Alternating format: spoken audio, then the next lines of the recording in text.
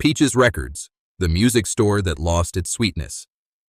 In the summer of 1975, when vinyl records ruled the world and music discovery happened in physical stores, a small revolution began in New Orleans. Peaches Records opened its first location with a simple but powerful premise: make music accessible to everyone, regardless of genre or budget.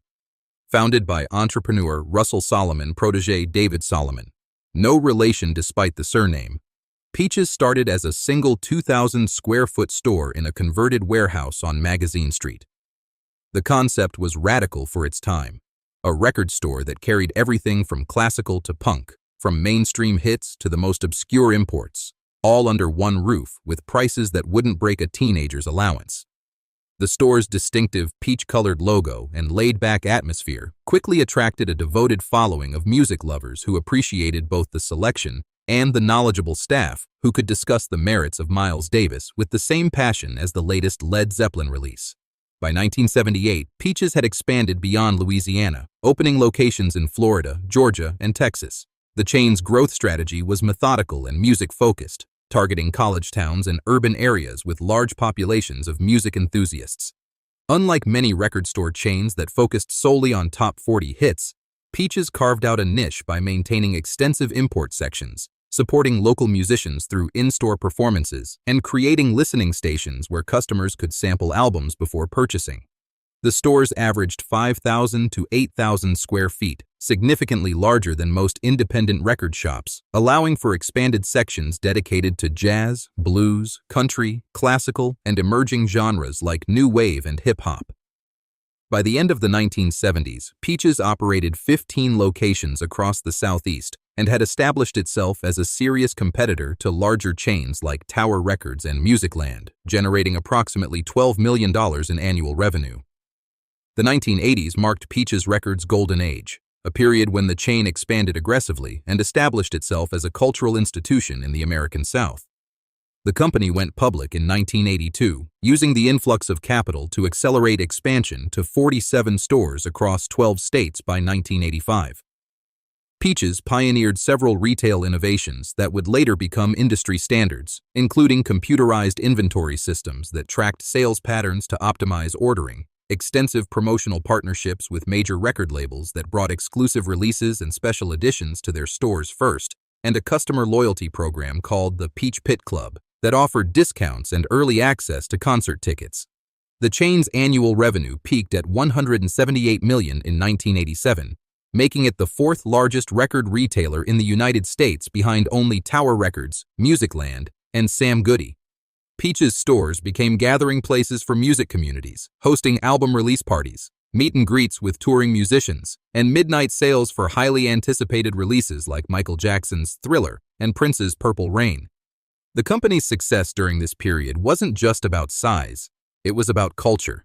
Peaches cultivated a reputation for having the most knowledgeable staff in the business, hiring music enthusiasts who could guide customers through complex catalogs and make personalized recommendations. The chain's buyers were legendary figures in the industry, known for their ability to spot trends months before they hit mainstream radio.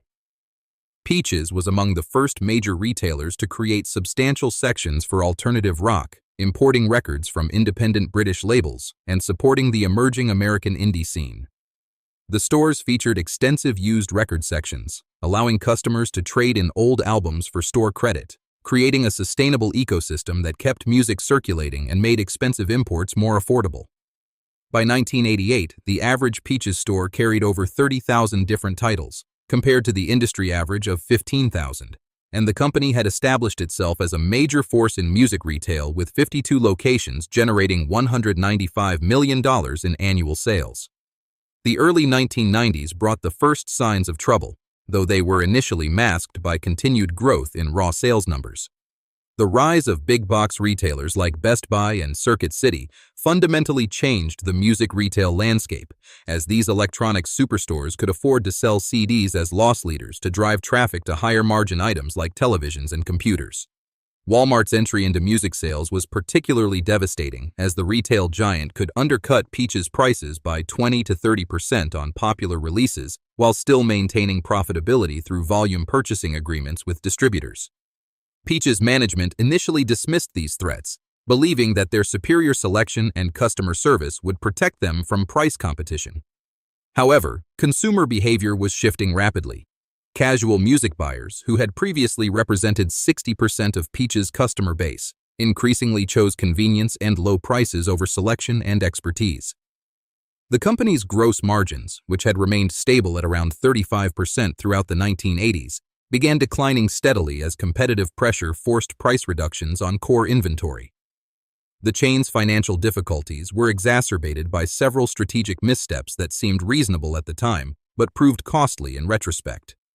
Peach's invested heavily in expanding their classical music sections just as that genre's commercial appeal was declining, leaving stores with expensive, slow-moving inventory that tied up capital. The company's decision to maintain large staffs of knowledgeable, well-paid employees became a liability as competitors operated with skeleton crews and lower labor costs. Perhaps most damaging was Peach's late adoption of the compact disc format. While competitors were rapidly expanding their CD sections in the mid-1980s, Peach's continued to devote prime floor space to vinyl records, missing the early stages of the most profitable format transition in music history. When the chain finally committed fully to CDs in 1989, they had to invest millions in inventory conversion while simultaneously competing against established players who had captured the most profitable customers years earlier. By 1993, Peach's Records was in serious financial distress, posting its first annual loss in company history despite operating 61 stores across 15 states. The company's debt-to-equity ratio had ballooned to an unsustainable 3.1 as management borrowed heavily to fund expansion and inventory conversion. Attempts to revitalize the brand through store redesigns, expanded merchandise offerings including t-shirts and posters, and partnerships with video rental companies provided only temporary relief. The fundamental problem was that Peach's business model depended on customers who were willing to pay premium prices for selection and service, but the market was increasingly dominated by price-conscious consumers who viewed music as a commodity rather than a passion purchase. The chain's core demographic of serious music enthusiasts represented a shrinking percentage of total music sales, while casual buyers flocked to department stores and big-box retailers where they could pick up the latest hits while shopping for other necessities. The company filed for Chapter 11 bankruptcy protection in 1995, closing 23 underperforming locations and attempting to restructure its debt obligations. The remaining 38 stores were consolidated into the strongest markets, primarily in Louisiana, Florida, and Georgia, where Peach's retained loyal customer bases and faced less intense competition from big-box retailers. For a brief period, the streamlined operation appeared successful, returning to profitability in 1997 and 1998 as management focused on the chain's core strengths: deep catalog selection, knowledgeable staff, and strong relationships with independent record labels. The company pioneered early online sales efforts, launching peachesrecords.com in 1999 and attempting to leverage their expertise in rare and import records to compete in the emerging e-commerce market. However, these efforts were hampered by limited technology budgets and the challenge of translating the personal service experience that defined Peach's stores into an online environment. The final blow came from an unexpected direction: file-sharing technology and the digital music revolution that began in earnest around 1999 with the launch of Napster. Unlike previous challenges that had gradually eroded Peach's market position, digital music sharing represented an existential threat to the entire concept of physical music retail.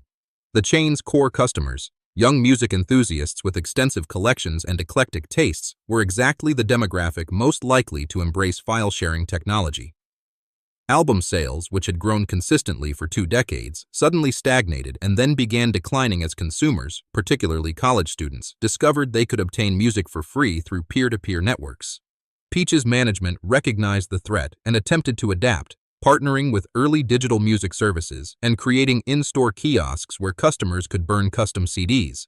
But these efforts were too little and too late to offset the rapid decline in physical sales. The end came swiftly once the digital transition accelerated.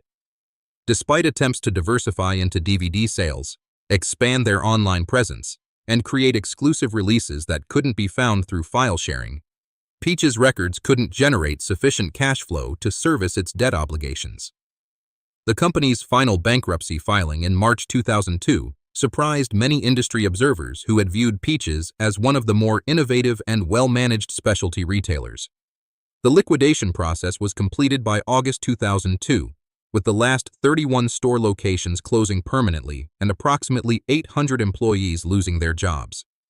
Unlike some failed retailers whose assets were purchased by competitors, Peach's brand name and customer databases found no buyers, marking the complete disappearance of a company that had once been a significant force in American music retail.